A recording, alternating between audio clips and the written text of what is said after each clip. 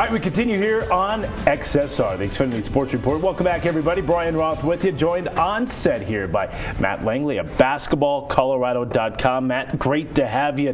Here we are, Super Bowl Sunday. We are into the league races starting to heat up. Well, we're going to take a look at all the league races in Class 5A, but let's start with Class 4A. Talk about some of the top teams that, when you look at the dichotomy of 4A and all those teams that we think just may have an opportunity to win a state championship, there's a lot of teams down south, isn't there? Yes, south of Lincoln Avenue, I think you're going to find your state champion this year. No disrespect to Longmont, who's doing really well up in their league, but I think Lewis Palmer is doing really, really well. They're ranked number 1 right now in 4A, and that league that they're in is just so competitive night in and night out. You got teams like Sand Creek and Falcon and Vista Ridge that are all very good, and you have to play really well. Then you go even further south, and then you get to the Pueblo teams, Pueblo South, Pueblo West, even Pueblo Central with Mike Ranson, state's leading scorer, 586 points or something silly like that. It is silly.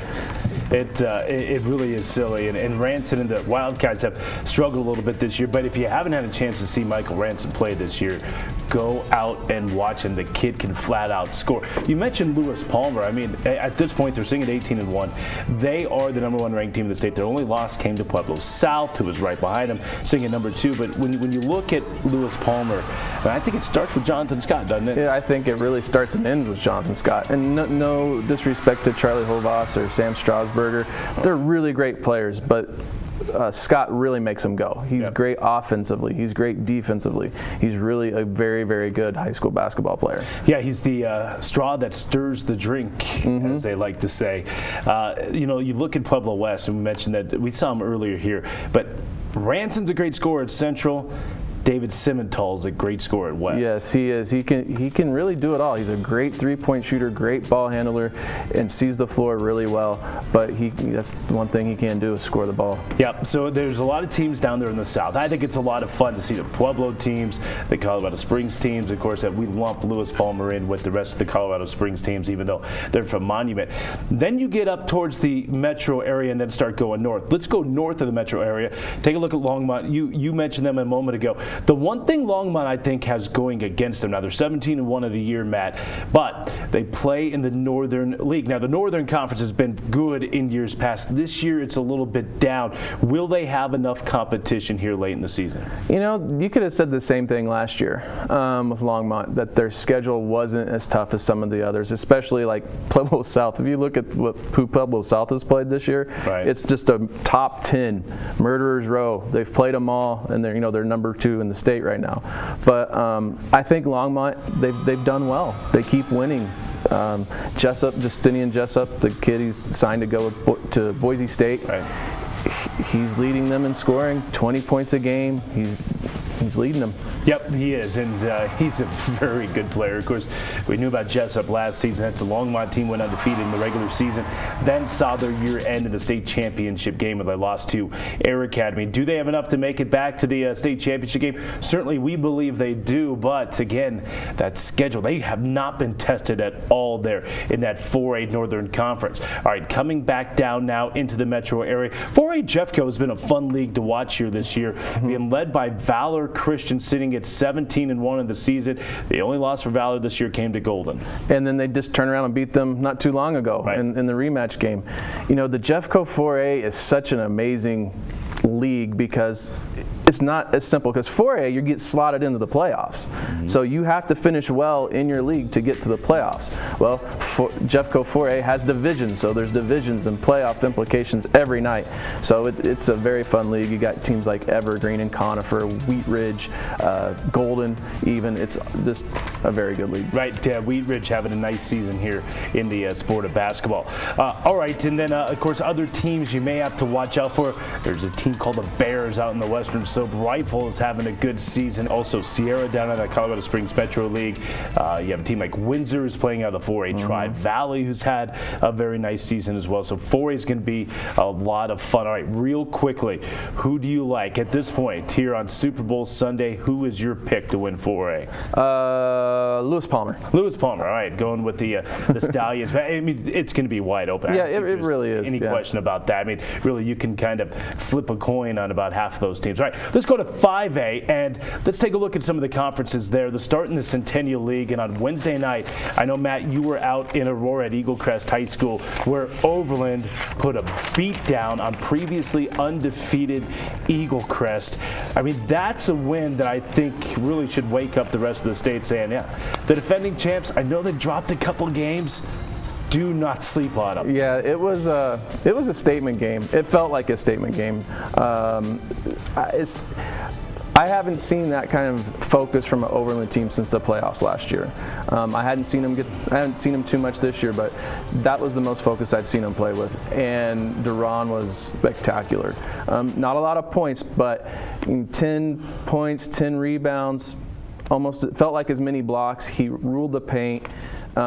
We even, he got out playing defense, out on the perimeter, getting steals, breakaway dunks. He was really good that night. Yeah, I mean, I think it's safe to say, and Matt, tell me if you agree with the statement, if Overland plays like that with that type of focus and intensity, nobody's going to beat them.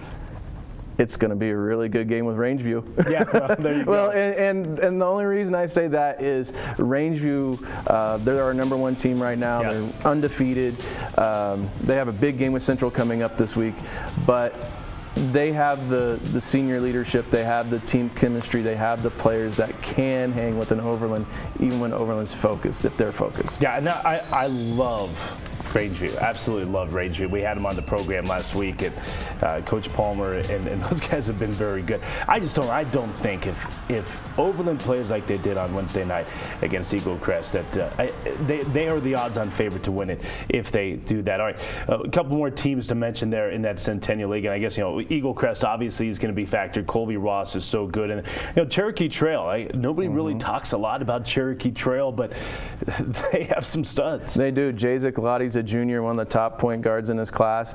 And then there's David Thornton, who has been a machine this year.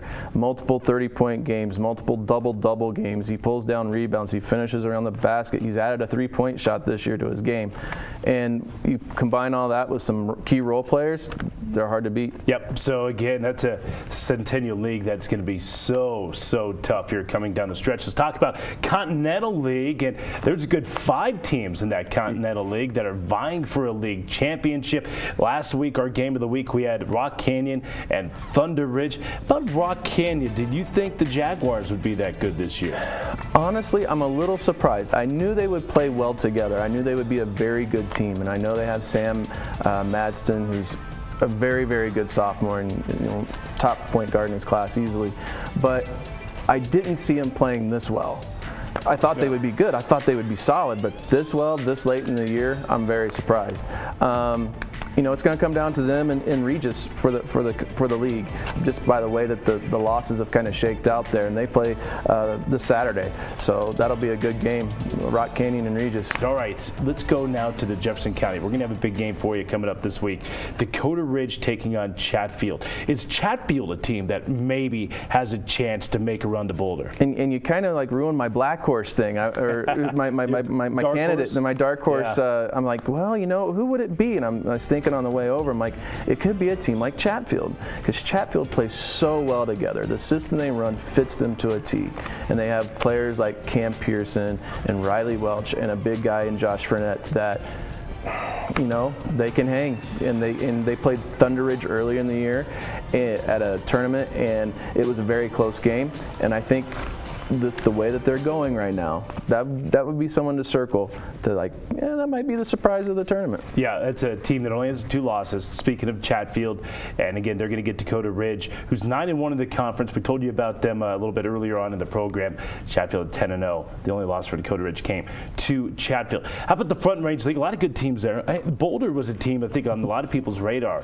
at the start of the season. Suffered some early year losses, but all of a sudden Boulder looks like they're starting to to roll a little bit. Are there any state tournament challengers there in the Front Range League? Well, and there's so many of those teams, and I think we get to the point with the Front Range where they're all really good teams. They play well together, and it's going to be about matchups for them. You have Boulder, who plays really well. You have teams like Greeley West, teams like Fossil Ridge, those type of teams that, you know, Braxton Bertolette could go out and get 30 or 40 points, make 10 threes in a game, and have them beat a team in the state playoffs. A team Greeley West, they play really good together. Connor Thompson, Cordell Gillingham, all really good players. They play well together. And then you have Boulder, who they played Cherokee Trail really tough at the beginning of the year. Yep. So they'll be right there.